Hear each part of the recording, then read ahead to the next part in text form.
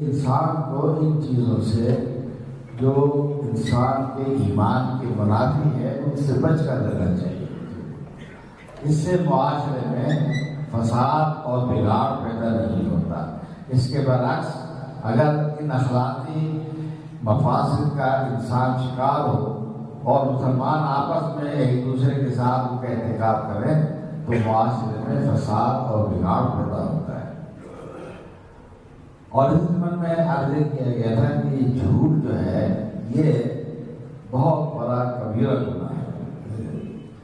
جھوٹ سے بھی کیونکہ مقصد دوسروں کو دھوکہ دینا ہوتا ہے تو یہ جھوٹ بولنا ایک زبان کی حفاظت کے خلاف ہے. جبکہ ہمیں زبان کی حفاظت کرنے کا حکم دیا گیا کہ زبان کی حفاظت کرو. اس زبان سے اللہ کا ذکر ہو, اللہ کی تصویر ہو, اللہ کی تحمید ہو یا کلمہ خیر کسی کے لیے ادا ہو, یہ ہے زبان کا صحیح استعمال.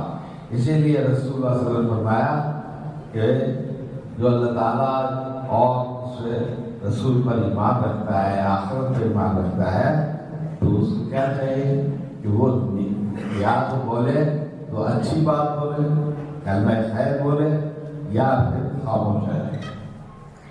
تو زبان کی حفاظت جو ہے یہ اہل ایمان کے لیے بہت ضروری ہے. بعض دفعہ انسان ایک کلمہ بولتا ہے, رسول اللہ صلی اللہ علیہ وسلم نے فرمایا ان العبد لا يتكلم بالكلمة ما يتبين فيها,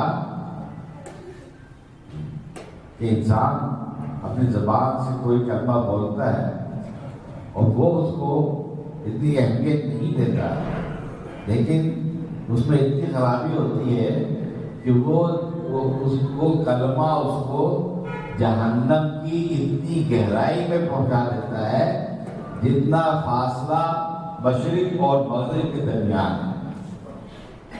ایک کلمہ بولنے سے وہ جہنم کی اتنی گہرائیوں میں جا پہنچتا ہے. اسی لیے رسول اللہ صلی اللہ علیہ وسلم نے فرمایا من یضمن لی ما بین لحیہ وما بین رجلیہ اضمن لہ الجنہ, کہ جو شخص مجھے دو باتوں کی ضمانت دے دے تو میں اس کو جنت کی ضمانت دیتا ہوں کہ وہ جنت میں جائے گا. وہ دو چیزیں کیا ہے؟ ما بین لحیہ, دو جبڑوں کے درمیان جو چیز ہے وہ کیا ہے؟ وہ زبان ہے. دو جبڑوں کے درمیان جو چیز ہے اس کی حفاظت کرے, وہ زبان کی یعنی حفاظت کرے. وما بین رجلہ, اور جو اس کی دو ٹانگوں کے درمیان چیز ہے اس کی حفاظت کرے. تو دو ٹانگوں کے درمیان کیا چیز ہے؟ انسان کی شرمگاہ ہے. مطلب کیا ہوا کہ جو شخص زبان کی حفاظت کر لے اور اپنی شرمگاہ کی حفاظت کرے. شرمگاہ کی حفاظت مطلب یہ ہے کہ وہ اس کو ناجائز طریقے سے استعمال نہ کرے, اپنی بیوی کے سوا کسی کو لیے اس کو استعمال نہ کرے.